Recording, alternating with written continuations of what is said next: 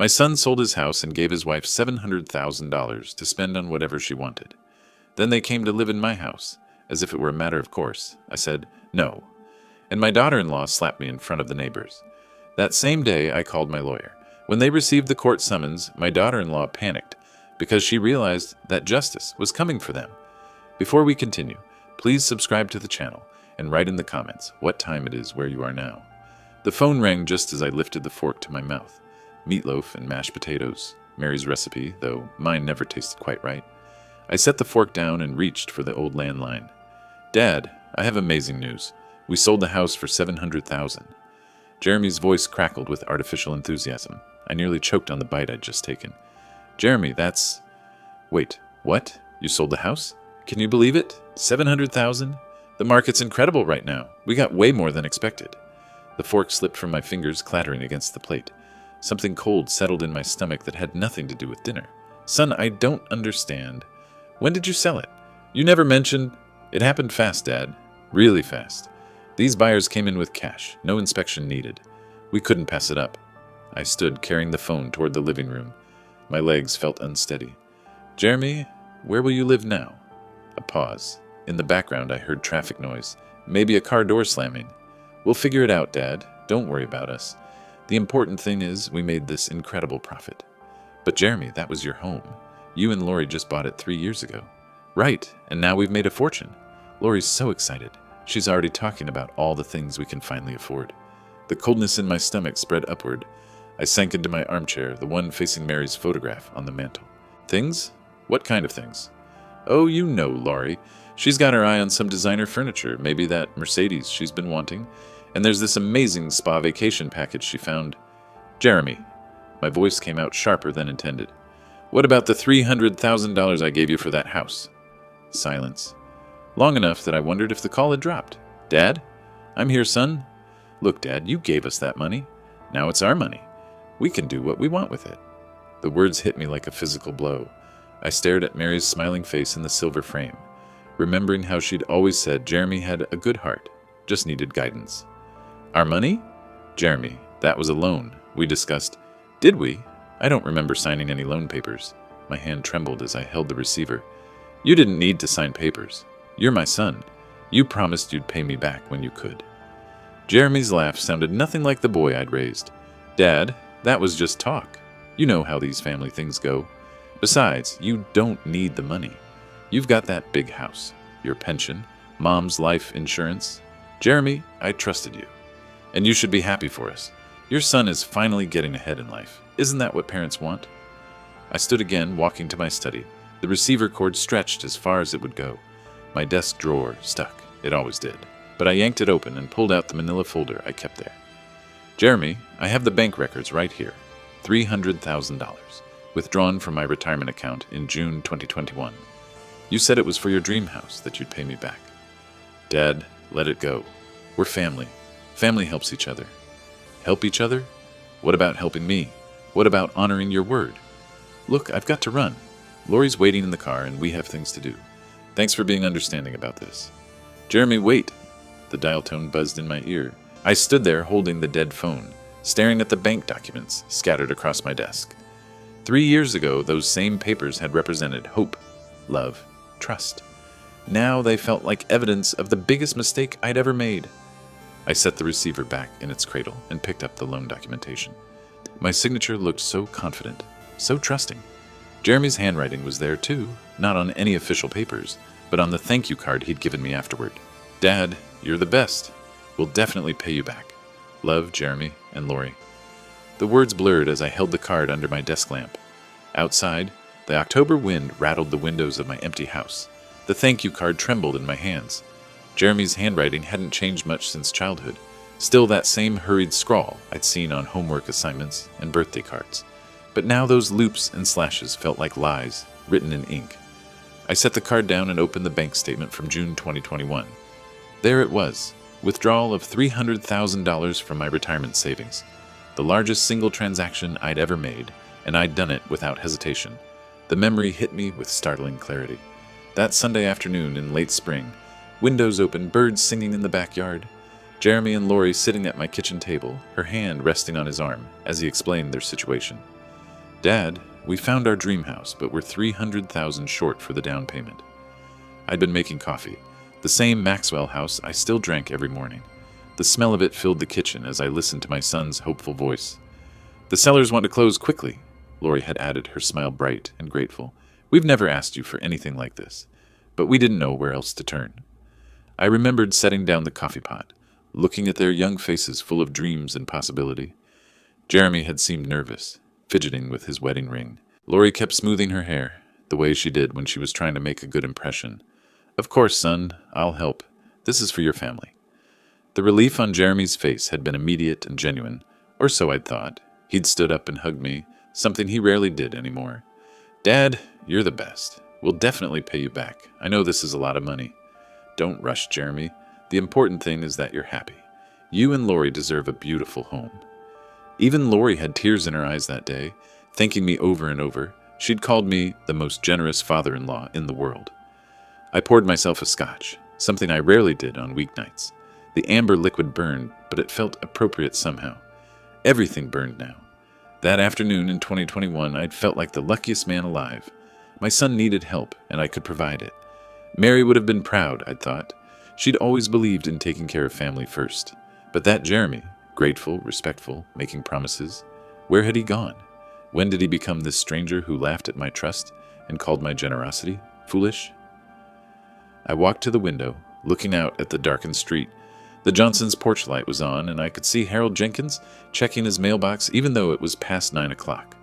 Normal people living normal lives, probably never imagining their own children could betray them so completely. The bank documents felt heavier when I picked them up again. Not just paper anymore, but evidence of my own foolishness. I'd signed my name so confidently, believing in promises that meant nothing. Back at my desk, I spread out the papers chronologically. The withdrawal slip from June 15th, 2021. The thank you card dated June 20th. The photos Jeremy had texted me of their new house in July. All evidence of a time when I believed my son was the man of his word. Mary's photograph watched me from across the room. I'd caught her expression in that picture during our last Christmas together. Patient, knowing, slightly amused by something I'd said. What would she think of this situation? What would she tell me to do? I knew the answer. Mary never let anyone walk on her, not even family. Especially not family. The scotch was nearly gone when I finally closed the folder and secured it back in the desk drawer. The documents would still be there tomorrow, still proof of Jeremy's promises and my misplaced trust.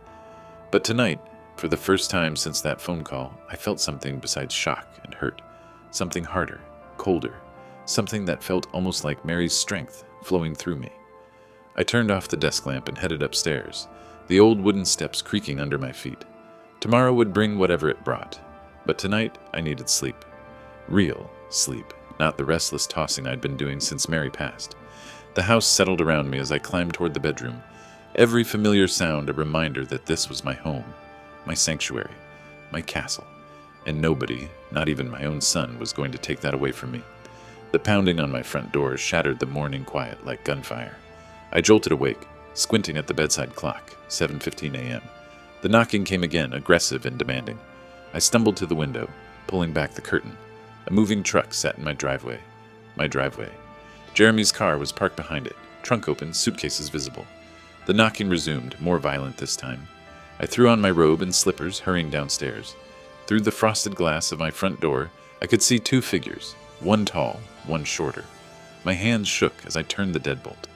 Jeremy stood on my porch, grinning like this was Christmas morning.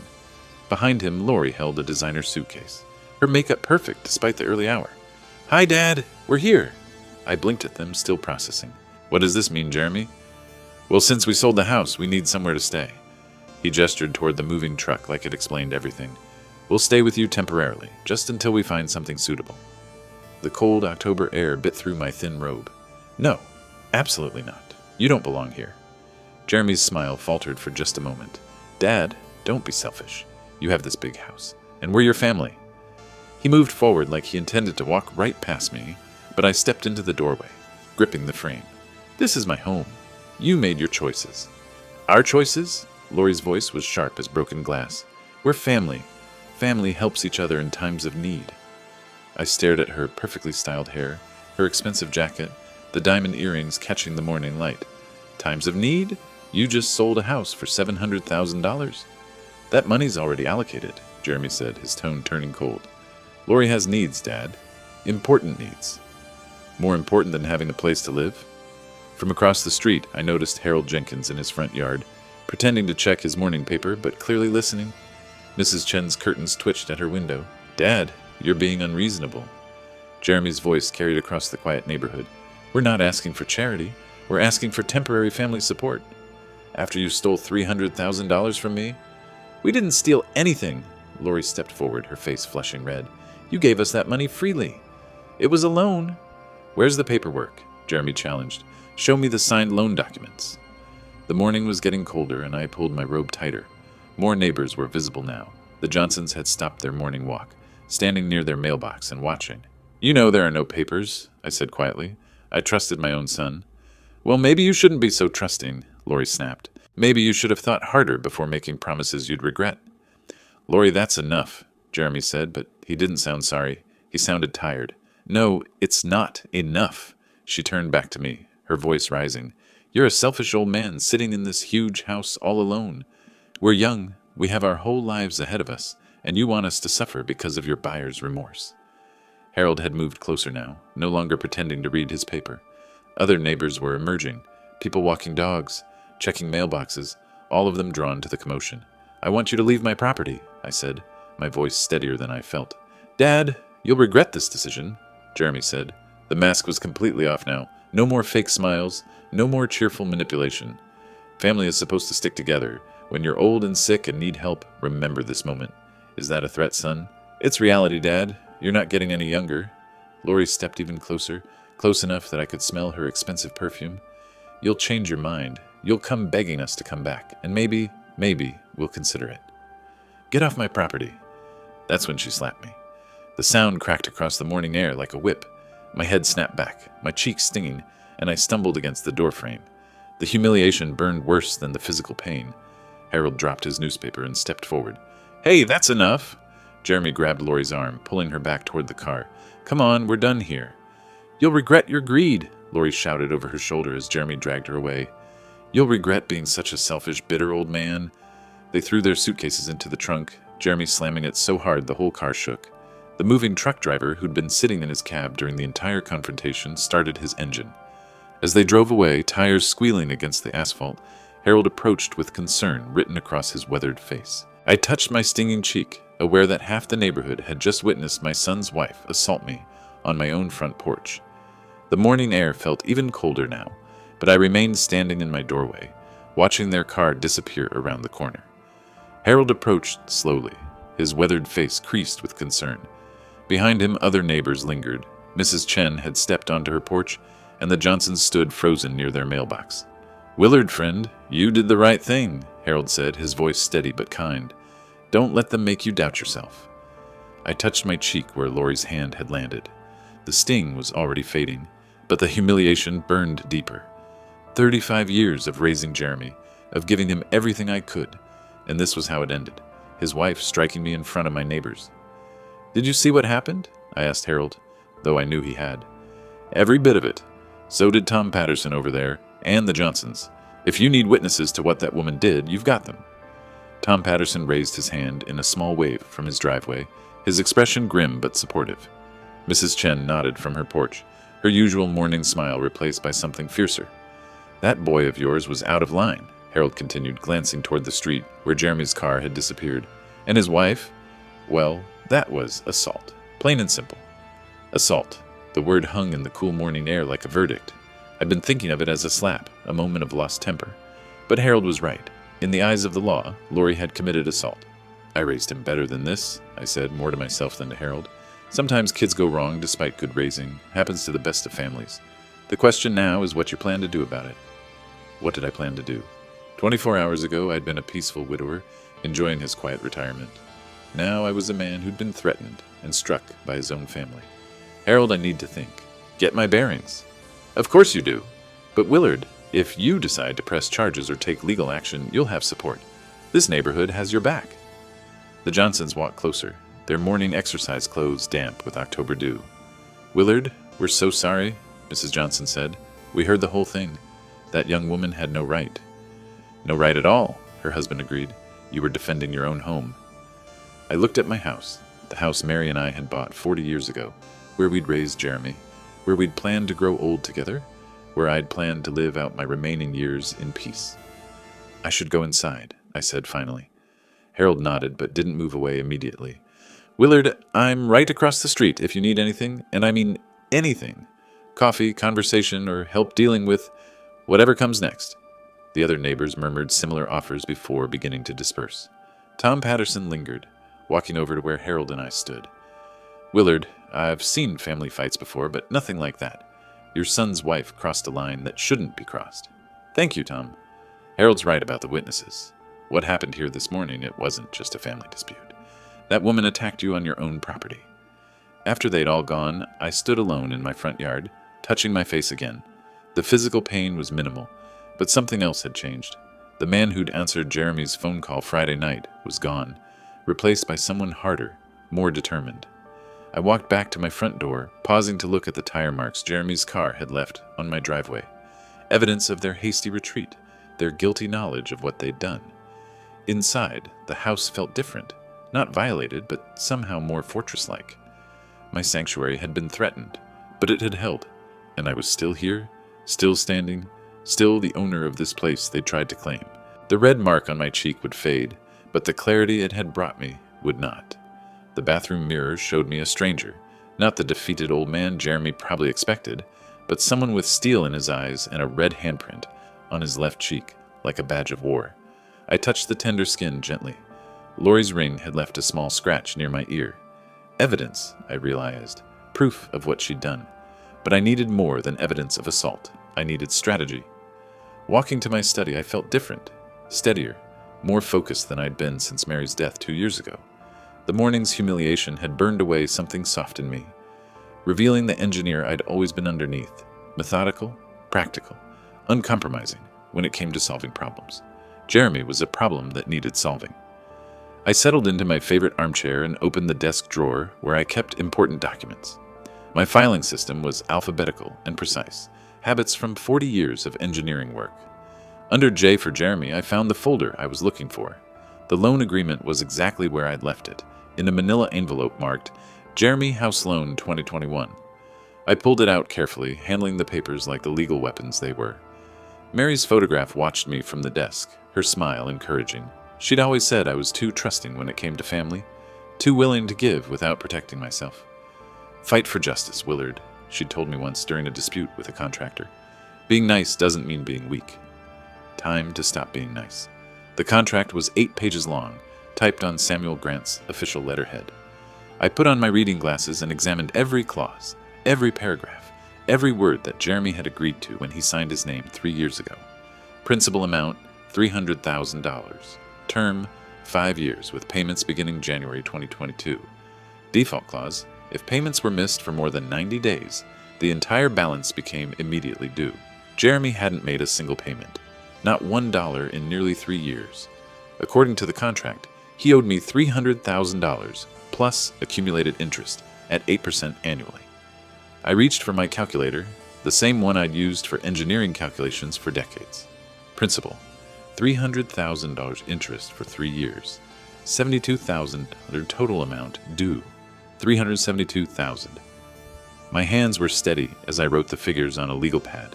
Jeremy thought he was clever, claiming the money was a gift. But contracts don't lie, and signatures don't disappear because someone finds them inconvenient. I leaned back in my chair, holding the document up to the morning light streaming through my study window. Jeremy's signature was clear, witnessed by Samuel and notarized by Samuel's secretary. Legal, binding, and enforceable. For the first time since Friday night's phone call, I smiled. The boy who'd thrown tantrums when he didn't get his way, who'd learned to manipulate rather than earn, who'd brought that woman to strike me in my own yard, that boy had made one crucial mistake. He'd underestimated his father. I organized the papers carefully, making copies with my home scanner, another habit from my engineering days. Always have backups. Always document everything. Always be prepared. The original documents went back into their folder, which went back into the drawer, which I locked with the small key I kept on my keyring. The copies went into a second folder marked Legal Action Jeremy. Outside, I could hear normal Saturday morning sounds. Lawnmowers, children playing, dogs barking. Life continuing as if nothing had changed. But something fundamental had shifted in my world, and I was finally ready to acknowledge it. Jeremy wasn't my little boy anymore. He was a man who'd stolen from his father and allowed his wife to assault me. He was someone who needed to learn that actions have consequences.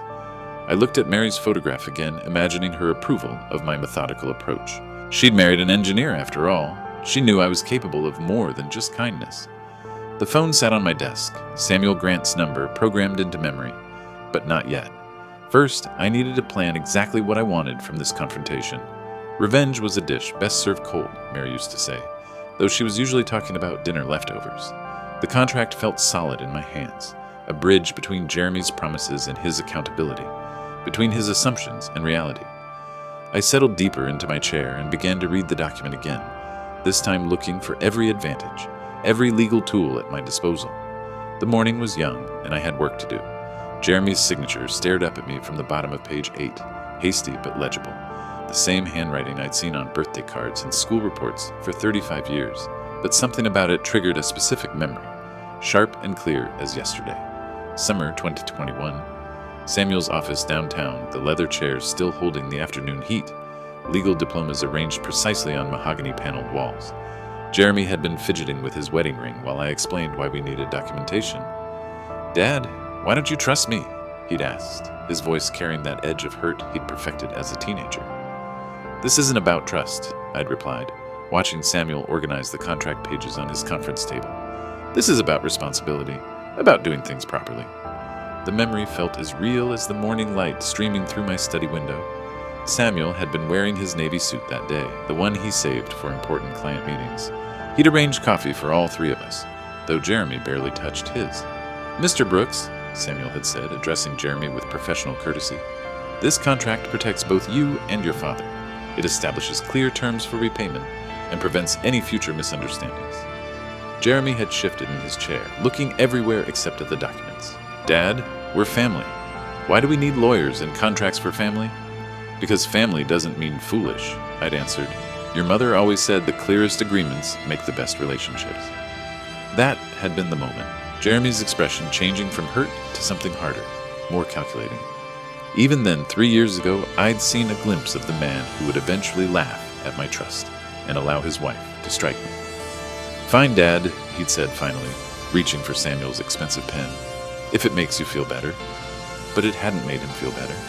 I could see that now, remembering how his hand had hesitated before each signature, how he'd asked twice about the default clauses, how his voice had tightened when Samuel explained that the full amount would become due immediately if he missed payments.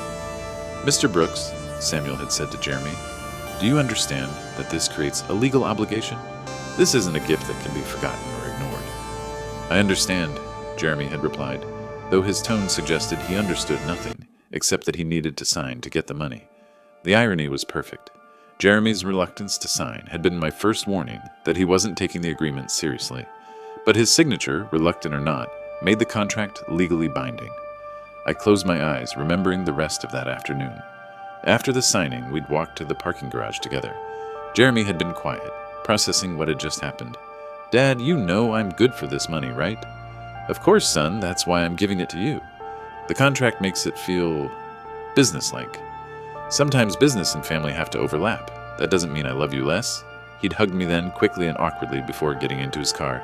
"Thanks, Dad, for everything." Those had been the last grateful words I'd heard from my son.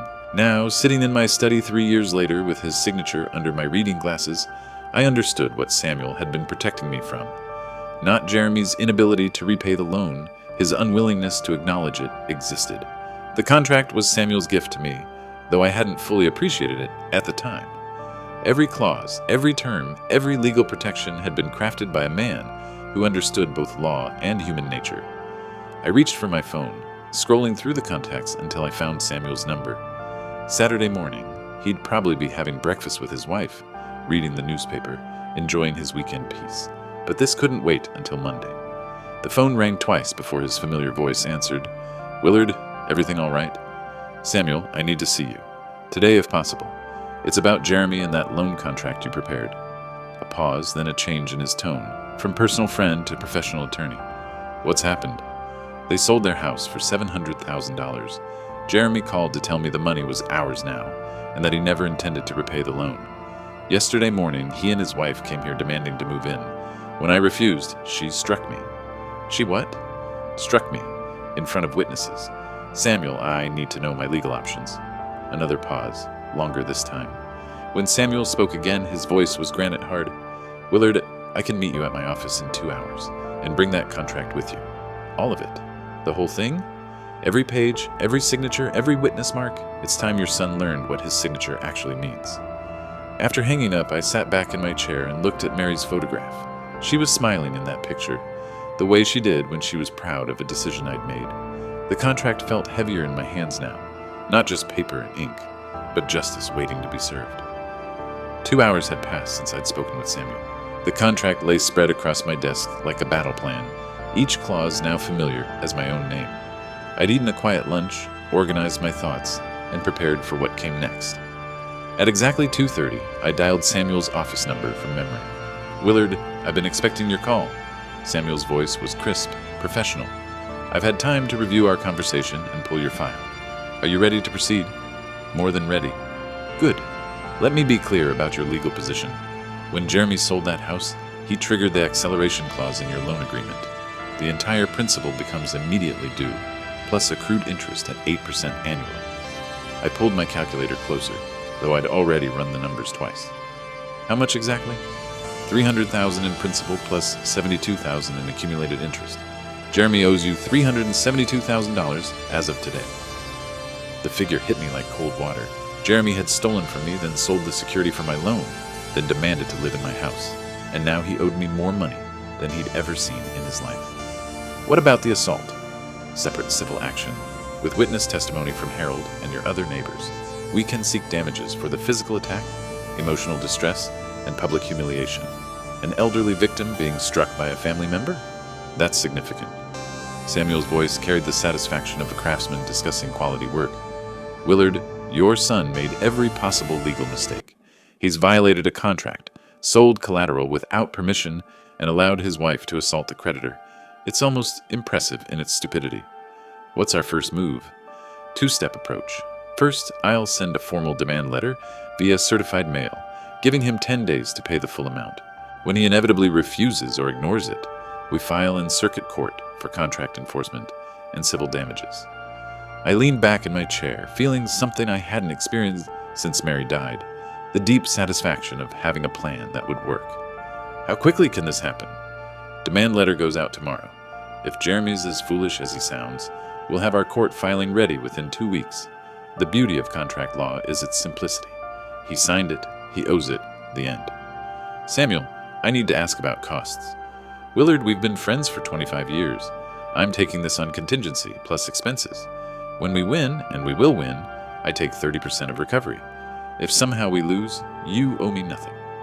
The relief was immediate and profound. Samuel understood this wasn't just about money. It was about justice, dignity, and teaching a lesson that was decades overdue. There's something else? I said, remembering Jeremy's dismissive laugh during our Friday call. He thinks I'm too old and weak to fight back. He's counting on me being the same pushover I've always been. Then he's about to learn that even patient men have limits. Willard, your documentation is perfect. Your case is ironclad, and your son is about to discover that legal contracts aren't suggestions. After hanging up, I sat quietly in my study, looking at the contract with new appreciation. What had seemed like simple paperwork 3 years ago was now a loaded weapon, cocked and ready to fire. The afternoon light was shifting, casting longer shadows across my desk.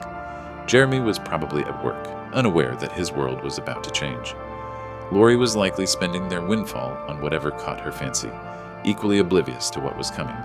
They'd treated me like a fool, a resource to be exploited and discarded. But fools don't keep meticulous records, don't consult lawyers, and don't fight back with precision and planning. I opened my desk drawer and pulled out a legal pad, writing Jeremy Legal Action at the top in my careful engineer's handwriting. Below it, I listed Samuel's timeline. Demand letter Tuesday, court filing in 2 weeks, discovery process, trial preparation. For the first time since Friday night, I was looking forward to Monday morning.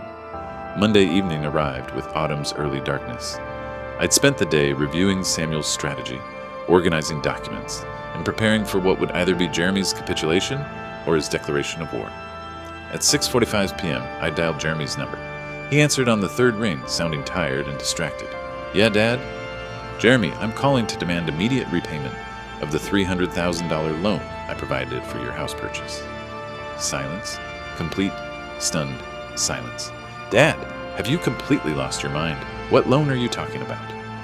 His voice carried that familiar edge of condescension, the tone he'd used since college whenever he thought I was being unreasonable. "The loan documented in our signed contract from June 2021. You violated the terms by selling the house without repayment. The acceleration clause makes the full amount immediately due." "What contract? Dad, you gave us that money as a gift. There's no contract." I looked down at the 8-page document spread before me, Jeremy's signature clear on the final page. "Jeremy, you signed a legal agreement. Samuel Grant prepared it, his secretary witnessed it, and it was notarized. The contract exists, and it's enforceable. That worthless piece of paper doesn't mean anything. You can't seriously think... I think you owe me $372,000, principal plus interest, as specified in the agreement you signed." Jeremy's laugh was harsh, brittle. 300 what? Dad, you've really gone off the deep end. Just try to collect. Go ahead and try." "Very well, Jeremy. We'll see you in court." The words came out calm and final. 3 years of disappointment, 2 days of planning, and decades of avoiding confrontation had led to this moment. "Court? You're threatening to sue your own son over money you gave as a gift? What kind of father does that? The kind who keeps his word and expects others to keep theirs. The kind who doesn't tolerate being struck by his daughter-in-law in his own front yard. That was barely a slap. You're making it sound like assault? Because that's exactly what it was. Battery committed in front of witnesses, Jeremy. Harold Jenkins saw everything, so did the Johnsons and Mrs. Chen." Jeremy's breathing was audible through the phone, quick and shallow. The cocky dismissal was cracking, replaced by something sharper, more desperate. "Dad, this is insane. You're talking about destroying our family over money. You destroyed our family when you decided my generosity made me a fool. I'm simply seeking legal remedy for breach of contract. I'll fight you. I'll get my own lawyer, and we'll prove that contract isn't worth the paper it's written on. I hope you do get a lawyer, Jeremy. Any competent attorney will explain that signed contracts are legally binding, regardless of family relationships." The line went quiet, except for Jeremy's labored breathing and what sounded like Lori's voice in the background, sharp and angry though I couldn't make out the words. "This isn't over, Dad. You'll regret this decision. We'll find ways to fight back that you won't see coming. Jeremy, I'm documenting every threat you make. My attorney is very interested in your responses to legal demands." The line went dead. I set the phone down gently and immediately picked it up again, dialing Samuel's home number. "Willard, how did it go?" "Exactly as you predicted. Complete denial, followed by threats when he realized I was serious. He claims the contract is worthless paper and says he'll fight us in court." "Perfect. Denial of a valid contract in the face of clear evidence? That's going to cost him additional attorney fees when we win. Did you document the conversation?"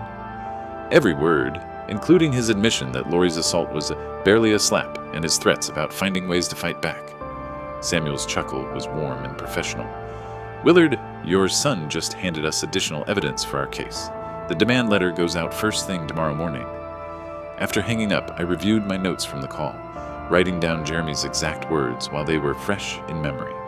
His panic had been obvious beneath the bluster, and his threats only strengthened our legal position. The contract lay before me, no longer just paper and ink, but a sword of justice, sharp and ready for battle. Jeremy had called my bluff, and now he was about to learn it wasn't a bluff at all. Thursday evening's quiet was shattered by my phone's aggressive ringing. I glanced at the caller ID, Jeremy, and checked my watch. 8:30 p.m., right on schedule. Samuel's certified demand letter had been delivered that morning. "Dad, what is this legal summons? Did you actually sue your own son?" Jeremy's voice cracked with panic, the cocky dismissal from Monday completely gone. In the background, I could hear Lori's voice, shrill and hostile. "Jeremy, you received Samuel's demand letter. You have 10 days to respond with full payment." "Full payment? Dad, where am I supposed to get $300,000? The question hung in the air, heavy with implications. Jeremy had blown through $700,000 in house sale proceeds and couldn't scrape together half that amount. His financial desperation was now crystal clear. "That's not my concern. You signed a contract, Jeremy. Honor your obligations." Families should stick together. How can you do this to your own blood? I'd been expecting this, the emotional manipulation, the guilt about family loyalty. But something had changed in me since Saturday morning's assault. The man who would have wavered at those words was gone. You chose this path when you decided to steal from me and let your wife strike me. Actions have consequences. Mom would never approve of this. She'd want the family to stay together. Jeremy's invocation of Mary's memory hit like a physical blow, but not in the way he intended. Instead of guilt, I felt a surge of protective anger. Your mother would be appalled by your behavior. She believed in integrity, Jeremy, in keeping promises and treating people with respect. It was just a slap, nothing serious. You're making it sound like attempted murder. There it was, Jeremy's admission, recorded and documented, that the assault had occurred. Samuel would be very interested in this particular confession. Tell me, Jeremy, would you allow someone to slap your mother and call it nothing serious? Silence, then the sound of heated whispering. Lori's voice became clearer, more aggressive. Give me that phone, I heard her demand. Then shouting toward the receiver, You selfish old man, you're destroying this family over money. Mrs. Brooks, I said formally, your voice is being recorded. Continue making threats if you'd like them documented for court proceedings. The phone was apparently jerked away from Lori, Jeremy's voice returning but shakier now. Dad, please, we can work this out. Family to family. No lawyers, no courts, just us talking like reasonable people. We had that conversation Monday. You called the contract worthless paper and threatened to fight me in court. Now you're getting exactly what you asked for. You'll regret this. We'll find ways to stop you, ways you won't see coming. Jeremy, I'm documenting every threat you make. Each hostile word becomes additional evidence in our civil case. Civil case? Assault and battery, intentional infliction of emotional distress, and now intimidation of a witness. Your wife struck me in front of multiple neighbors, and you're threatening retaliation for pursuing legal remedies. The breathing on the other end became rapid, panicked. Jeremy was finally understanding the full scope of his legal exposure. Dad, we don't have that kind of money. Even if we wanted to pay, which we don't, we can't. Then you'll need to figure out how to liquidate assets, Jeremy. Sell Lori's Mercedes, her jewelry, whatever you bought with my money, or the court will do it for you. This is blackmail. This is contract enforcement. There's a significant legal difference. More background shouting from Lori, then Jeremy's voice strained and desperate. Fine. If you want to tear this family apart, you've succeeded. When this is over, you'll never see us again. I'm looking forward to that outcome. The line went dead. I immediately dialed Samuel's number, my hands steady, despite the adrenaline coursing through me. Willard, I take it Jeremy received our letter? Complete panic, followed by manipulation attempts, followed by threats. He admitted the assault occurred, said they don't have the money, and threatened retaliation for pursuing legal action. Outstanding. Panic means he consulted a lawyer who explained his actual legal position. The threats give us additional civil causes of action. How do you feel? I looked at my neat handwriting documenting Jeremy's panic and desperation, then at Mary's photograph smiling encouragingly from the desk. Samuel, I feel like a man who's finally stopped being pushed around. Good, because tomorrow we file everything in court. Jeremy's about to learn that some mistakes can't be undone with charm and manipulation. After hanging up, I sat in my study, reviewing the evening's notes. Jeremy's transformation from arrogance to panic had been swift and complete. The reality of legal consequences was finally penetrating his entitled worldview. Justice, I reflected, was a patient teacher, but its lessons, once delivered, were never forgotten.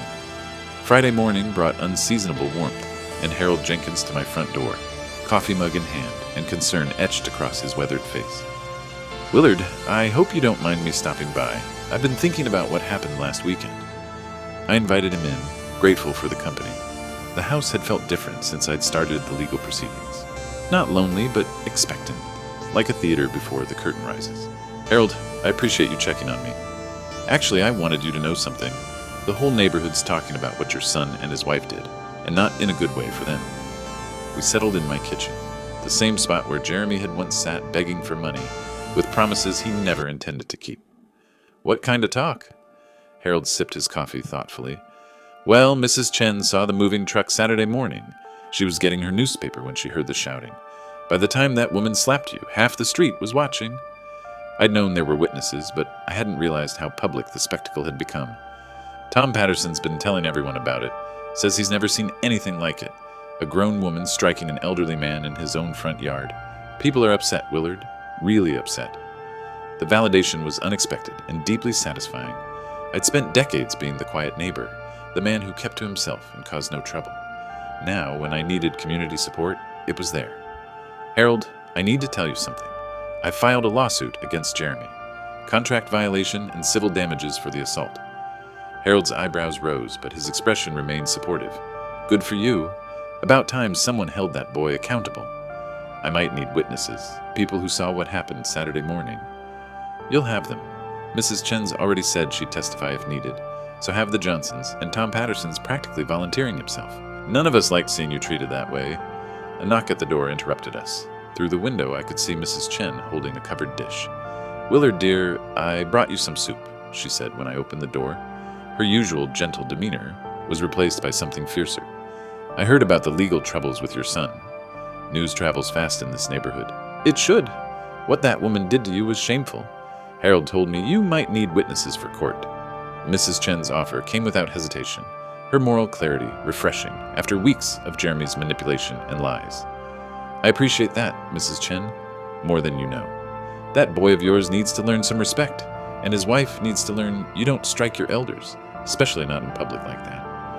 After she left, Harold and I sat in comfortable silence, processing the unexpected community solidarity. Willard, can I ask you something personal? Of course. How do you feel about all this?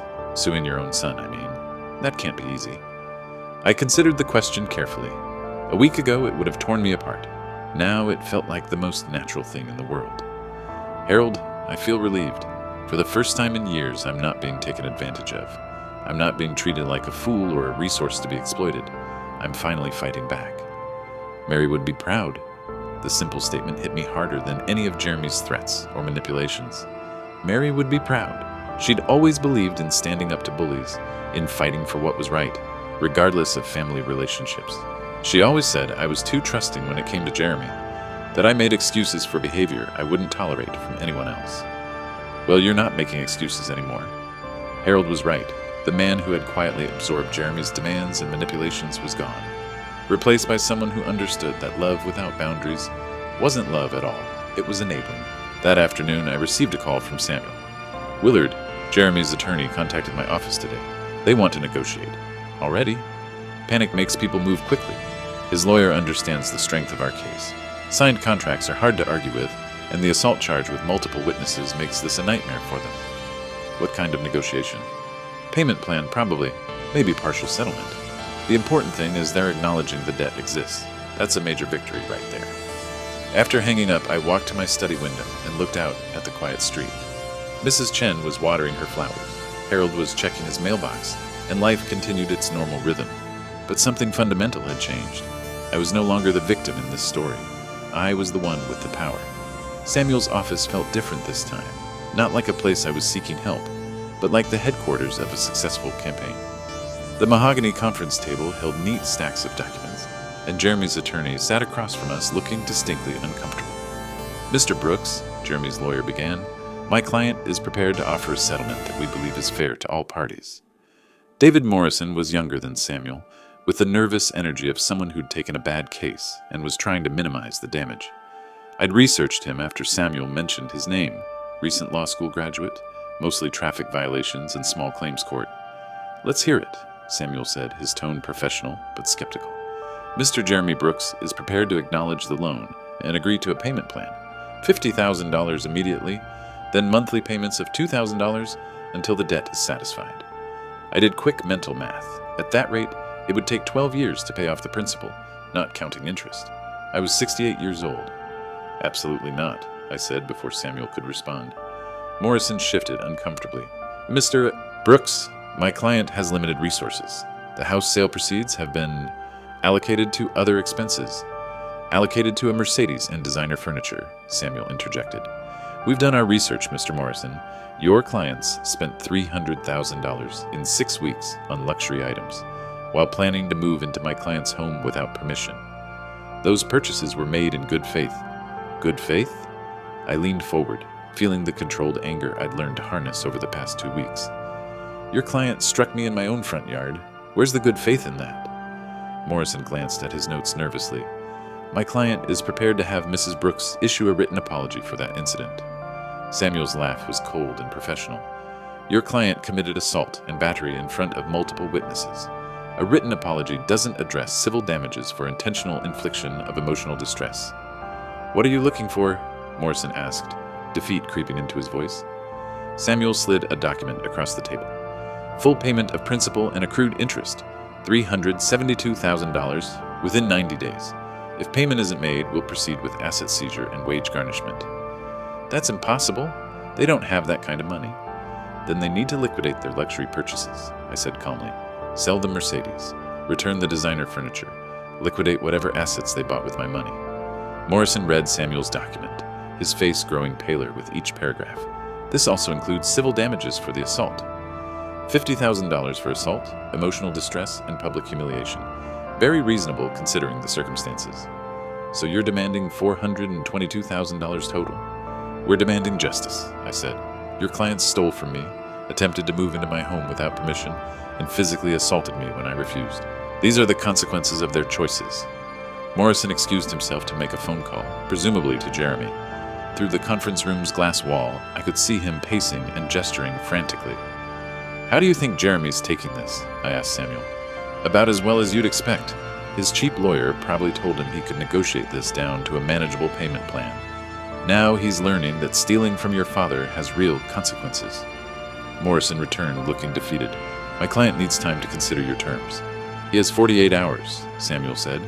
After that, we proceed with full legal action, including asset seizure and wage garnishment. The Illinois court system is very efficient when it comes to contract enforcement. After Morrison left, Samuel and I remained in the conference room reviewing the case files. Willard, I think they'll settle. Jeremy's probably calling every bank in Chicago trying to get a loan, but his debt-to-income ratio makes him a terrible risk. His only option is liquidating those luxury purchases. And if he doesn't, then we take everything: house, car, furniture, wages. The beauty of contract law is its clarity.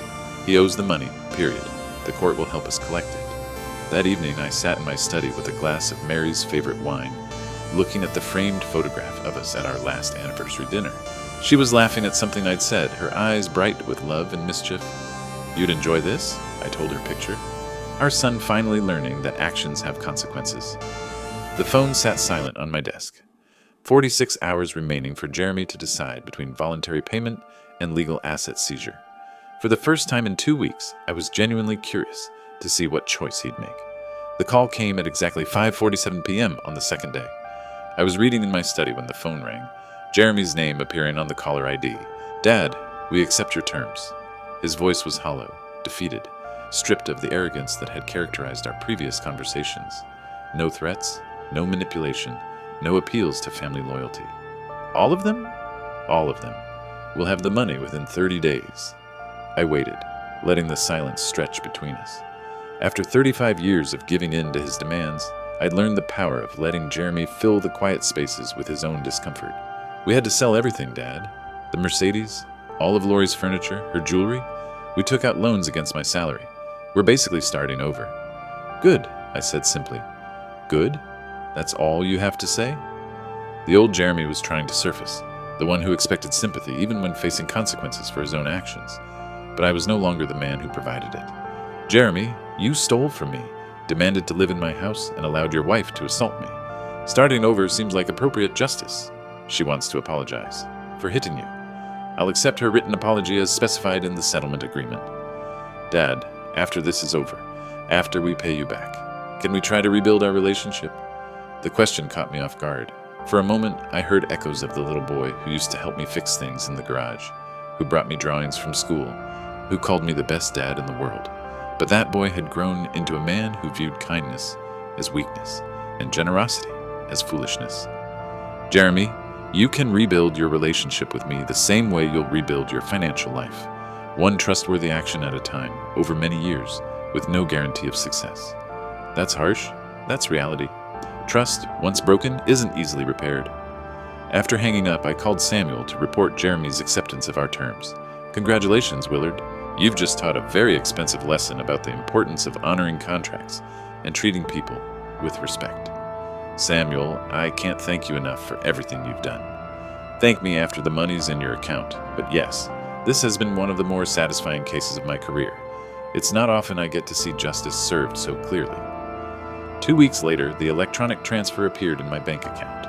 $422,000, representing not just repayment with interest and damages, but validation that some fights are worth having. I printed the bank statement and filed it next to the original loan contract, creating a complete record of Jeremy's expensive education in personal responsibility. That evening, Harold stopped by with a bottle of wine. I heard through the neighborhood grapevine that your son paid up. He did. Good for you, Willard. You showed real courage, standing up to family like that. We sat on my front porch, watching the sunset paint the quiet street in golden light.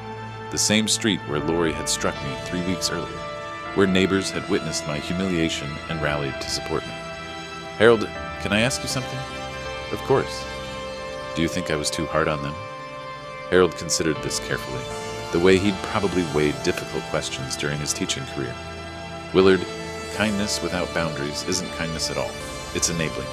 Your son needed to learn that his actions have consequences. Better he learn it from you than from the world, which would have been much less forgiving.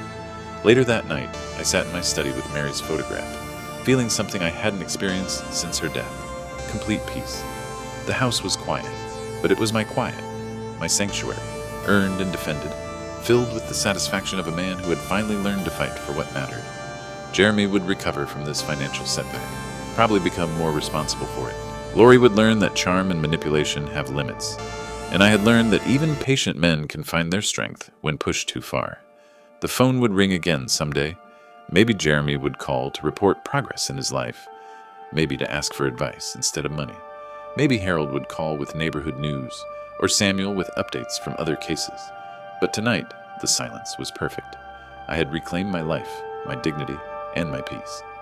At 68 years old, I had finally learned that some battles are worth fighting, and that justice, though sometimes delayed, is always worth pursuing. The contract was paid, the lesson was learned, and I was free.